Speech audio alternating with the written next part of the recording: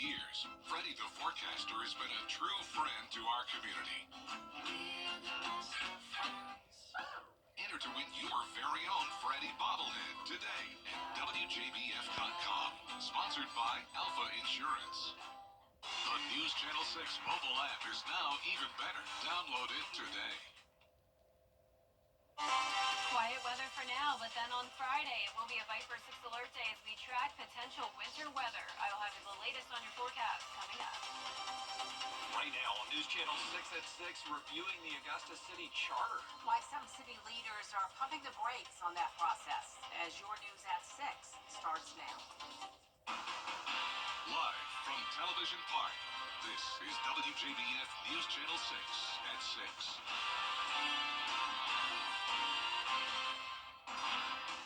Good evening, everyone. I'm Jenny Montgomery. I'm Brant Means. We do thank you for joining us as coverage you can count on begins with thousands enduring the frigid weather for the chance to pay their respects to Jimmy Carter.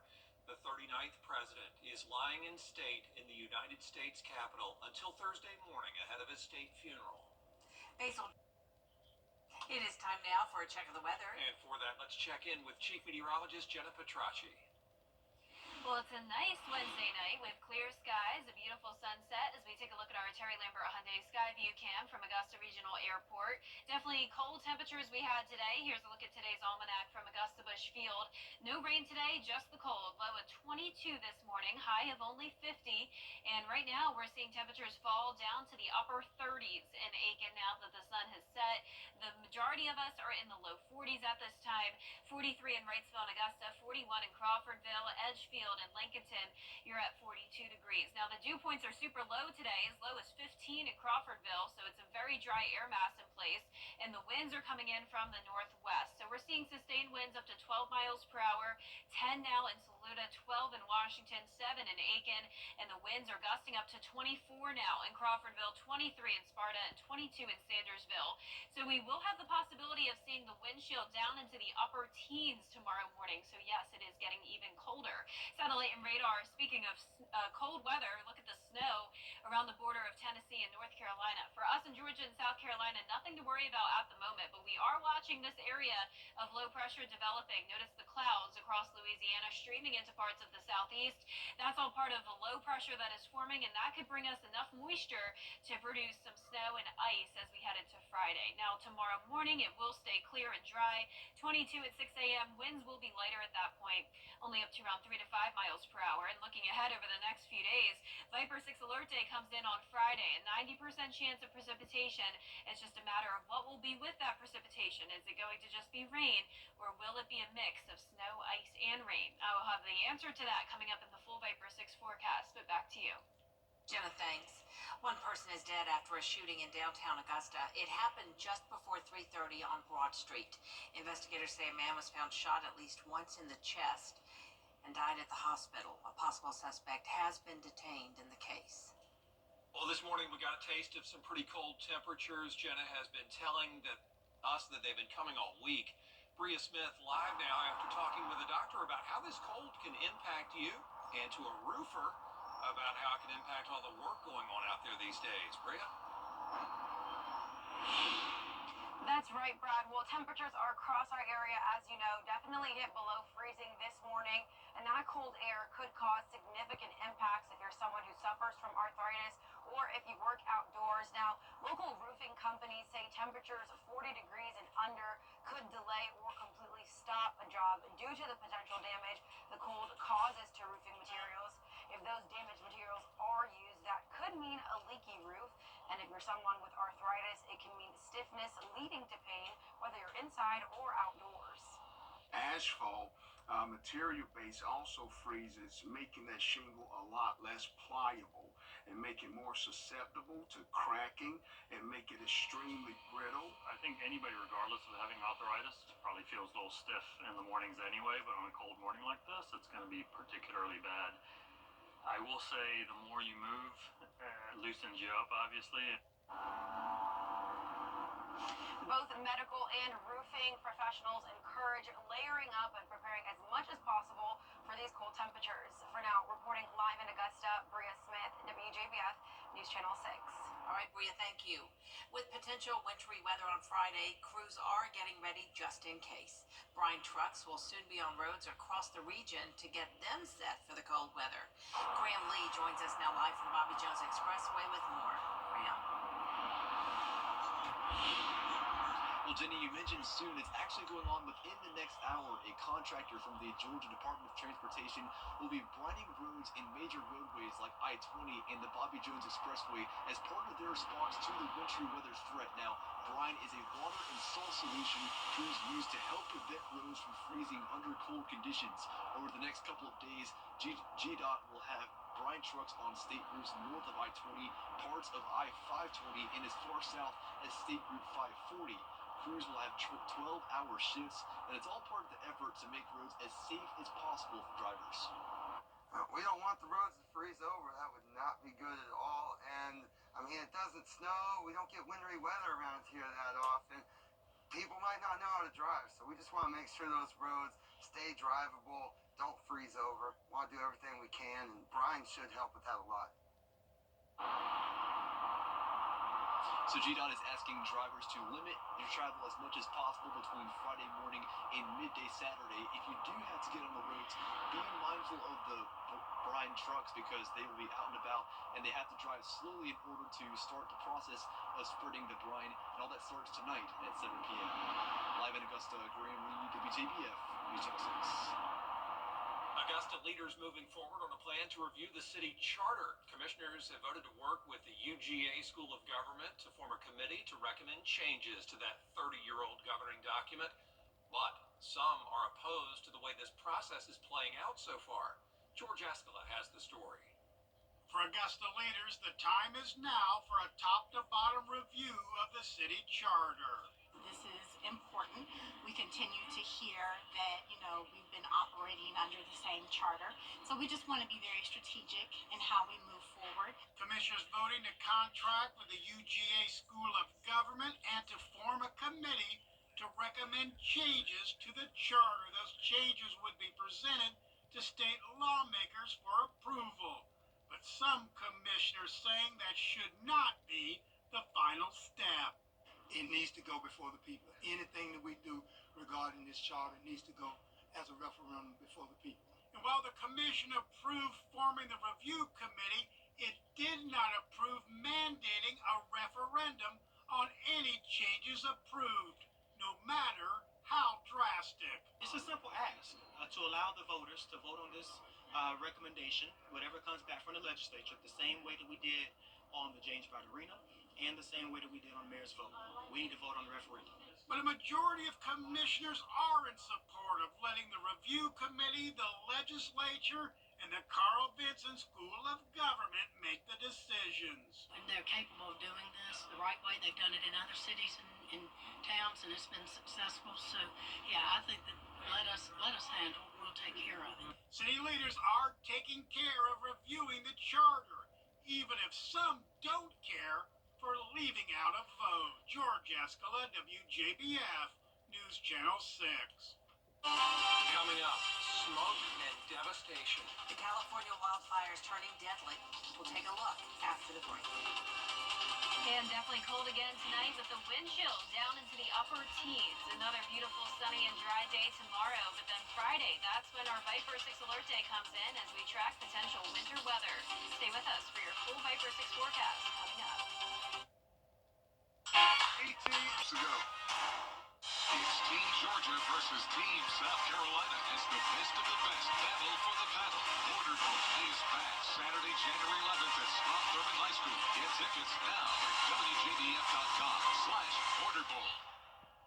Mr. Clean Magic Eraser. Wow, where has this been my entire life? Having to clean with multiple products is a hassle. With Magic Eraser, I use it on everyday messes. I even use it on things that I think are impossible to clean. You need Mr. Clean Magic Eraser in your life. The CSRA's favorite news app is now even better with easier access to local news, weather, and streaming video. Download the News Channel 6 mobile app, powered by the Eichholz Law Firm and Georgia Farm Bureau. You were just doing your job when an accident took away everything. Four major wildfires wildfires in California now called devastating, destructive, and deadly. Here's Alex Stone. An apocalyptic scene in Southern California. Valleys filled with smoke, flames taking over hillsides as at least 4 major wildfires burn out of control. Embers flying all around, pushed by hurricane-strength winds. Oh, and we have, a partial structure collapse. This afternoon, we got our first look at the devastation from the air. The wind slowing enough for helicopters to fly safely. It's Armageddon. I'm driving through a war zone right now, and I don't even know what to say. I'm speechless. I'm shocked. The winds also kept firefighters from launching water-dropping helicopters. People running with buckets of water in their hands, trying to do anything they could to save homes. Others rushing to grab any belongings they could. Neighbors tried, but could not save the Symington family's home of 24 years. It makes me want to cry, but it also, in the midst of the dark hour, puts a little ray of love and hope. All the stuff that's here is replaceable. People are not. What happened to family is the most important thing. A senior assisted living center destroyed. All of the over 90 residents evacuated safely. Some rushed to safety in wheelchairs. This is not a normal red flag alert. The LA County Fire Department was prepared for 1 or 2 major brush fires, but not 4. President Biden is in Los Angeles for an unrelated matter and got an update on the disaster from firefighters. He's also spoken with Governor Gavin Newsom. We're prepared to do anything and everything it takes to take these fires and help reconstruct and make sure that we get back to normal. Right now. It's now at AugustaSymphony.com/gala. Weather headlines on News Channel 6. Brought to you by Nixon Roofing. The live 5 for 6 mobile app. Download it today. Now, your most accurate forecast with WJBF Live 5 for 6. Welcome back, and thank you for joining us. Now, earlier today, a winter storm watch was issued for 7 a.m. Friday through 7 a.m. Saturday for the county shaded here in blue. So that is north of I-20, and McCormick County is included in that. We do have an update for you that McCormick County schools are now closed throughout the day on Friday. It is going to be an e-learning day. So this is the official report from McCormick County School District. It says that students will access their lessons via their Google Classroom. And a reminder that this is for Friday, so tomorrow will be a normal operational school day. So we have quiet weather for now. Clear skies tonight as we look in on our Terry Lambert Hyundai Skyview cam from the Amentum Center in Aiken. It's cold out there, 43 degrees, west-southwest wind of 6 miles per hour. Humidity low at 38%. Upper 30s already in our northwestern counties, and the winds are pretty high over there, so it's feeling even colder. The wind chill will be an issue tonight, but high pressure keeping us dry for now. We are watching this area of low pressure, though, forming off the coast of Texas down near the Gulf of Mexico. That will be the moisture that could bring us some winter weather as we head into Friday. But in the meantime, no winter weather for Thursday, but we do have a cold weather advisory for our southern line counties for the wind chill potentially dipping down to 15 to 17 degrees, and that lasts through 9 a.m. tomorrow. So the actual temperatures tonight could also be as low as 19 in Washington, low 20s for the rest of us. Highs tomorrow will be in the mid-40s, a chilly day. We really have to pay close attention to these temperatures on Friday because that will determine what type of precipitation we have, whether it's rain, ice, or snow. Notice we're just kind of on the cusp there of freezing temperatures. That would be 32 or below. That particular model has our temperatures slightly above freezing, and if that plays out, this will just be a cold rain. So let's walk through some different model scenarios here. Remember, this is a changing forecast.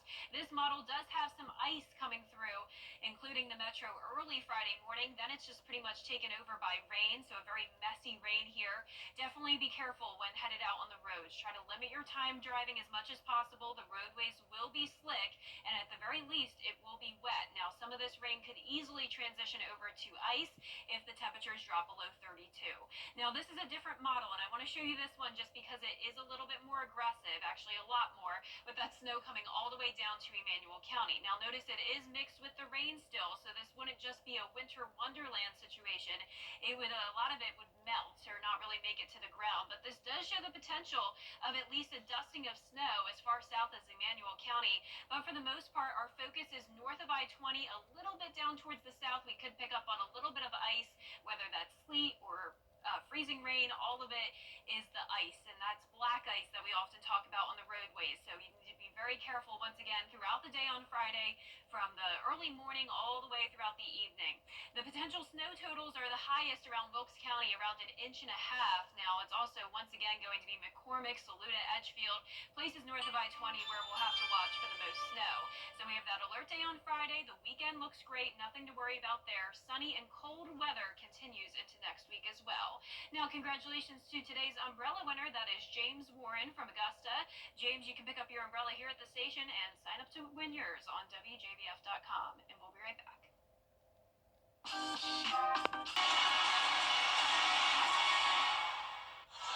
world of talk.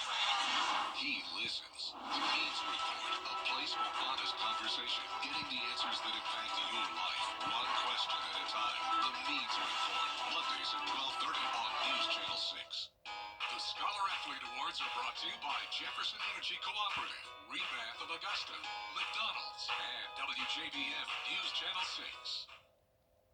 Now, WJBF sports coverage you can count on.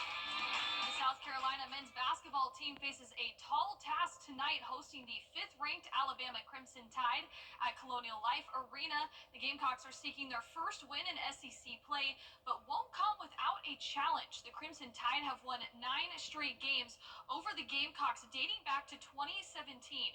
However, Carolina leads the all-time series 12-9 at home against Alabama. Now, the last time South Carolina defeated a top 5 team at home was back in 2010. Tip-off set for 7 p.m. tonight. And every Wednesday, Channel 6 honors a scholar athlete that excels not only in the classroom and in the field, but in the community. This week, scholar athlete is Lily Kilroy from Curtis Baptist. Lily is a 4-sport athlete. She plays volleyball, basketball, soccer, and track and field. Now in the classroom, she has a 4.3 GPA and has completed 8 college courses already. She's heavily involved with mission trips as well. She traveled to Guatemala to minister, and she's also earned the Christian Character Award and is also head of student worship ministry. I have put in a lot of effort, and it's great to see that it comes out to be something. And I've been helped by all my family, my students that I'm around, and my teachers and my church and stuff. Lily's been such a good kid the last couple of years, but then to pull all together to do sports and academics and to get recognized is really a big deal for her. She's always been a learner. And when it comes to sports, she's always been the kind of player that's come over to me and said, hey, look, I'm not doing really well here. What can I do to get better? Is the person who's always come to me and said, hey, can I get in the gym an hour early? Typically always there earlier before everybody. The way I've been raised with all my siblings and having to either step up or being able to be kind even when it's hard, I think that makes a good leader. And being servant-hearted, I think that's also what really makes you who you are. Lily's just a very determined hard worker.